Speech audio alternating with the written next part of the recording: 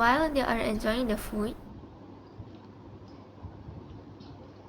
suddenly one of them spilled the syrup. When the sister saw her brother's reaction, she thought of something. Situation, we can conclude that it is tiring to wipe. Second, it takes a lot of time to wipe. Lastly, it uses a lot of energy to wipe and squeeze.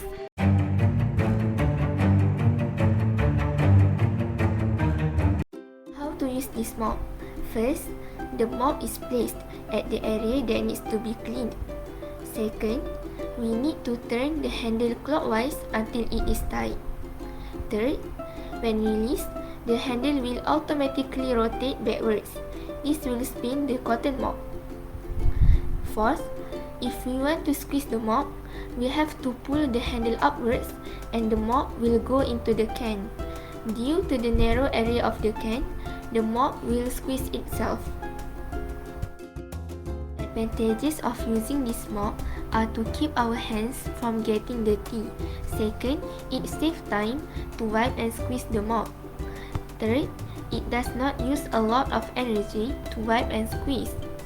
Lastly, it saves space and is portable because of its small size and lightweight.